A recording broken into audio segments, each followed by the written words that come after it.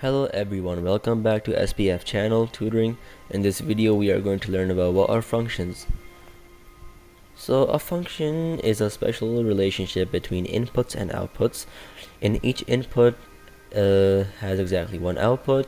It's like a machine that takes something in and gives something out. So for example, let's take f at x equals x plus 2. This means that we take x and replace it with any number which is given and then add 2 to it, and then that is our y value. So I don't think you guys understand that yet, but let's look at the notation, then everything will make sense better. So this f here, it doesn't always have to be f, it could be f, g, h, any letter, doesn't matter, and because it's a function name. And x here, it's an input value. Here, if x could be any number from negative infinity to positive infinity as long as it supports the domain of the function. And here this is the output value, so 2x plus 1. So here if f at x is 5, so if you say f at 5, what is the output? So the output will be, if you, let's say the number for x we say is 5, so 2 times 5, that will be 10 plus 1 equals 11. So this x here, it could be any number, and then that number goes in this x over here in the function, and then by solving the function we get the output value. So functions of examples. So f at x equals 2x plus 3. If x equals 2, then f at x equals 7. Why? Because 2 times 2 is 4 plus 3 is 7.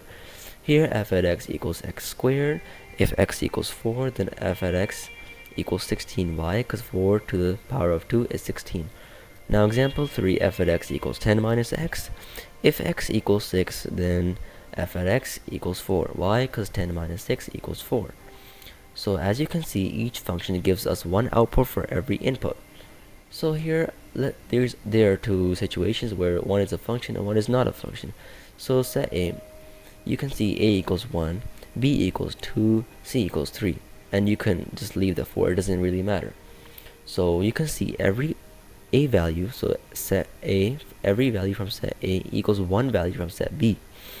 So you can see that there's only one y value in every x value. But here you can see that A equals 1, that is correct. B equals 2, that is correct too. But when B equals 3, that is incorrect, because every x value has only one y value in a function definition. So this is not a function, it's a relationship. It can be graphed, but it is not a function. And C equals 4, that is correct, except B equals 2 and 3, which is not correct. So next, functions in real life situations. So when you have a phone bill, the more minutes you talk, the higher the cost. And this could be graphed by a function. It could be displayed as a function. And when you go out for vacation, you go distance traveling, then you can graph that as a function too, with your speed and time. Then you could do roller coasters, and when you go to amusement parks, you can see graphs of height versus time, and it could be shown as a function. Because think about it, if you're at x value of 5 seconds, you will be at, let's say you're at 5 meters in the sky right now, and then the next second, at 6 seconds, you will not be at the 5 seconds anymore. 5 meters anymore. You'll either be going up, down, or staying the same. Which is, staying the same is highly unlikely, because in a roller coaster you don't stop. You keep going until the time runs out. So every one x value will only have one y value. So these functions help us model and understand real-world patterns. In conclusion, a function is a rule that links each input to one output. They appear everywhere in life and math. And understanding functions helps us solve problems and think patterns in our world. In this case, you can see the M logo of McDonald's. And you can see that it's following a shape, but every x value only has one value, which makes it a function. It doesn't have two y values in any case. And thanks for watching this video.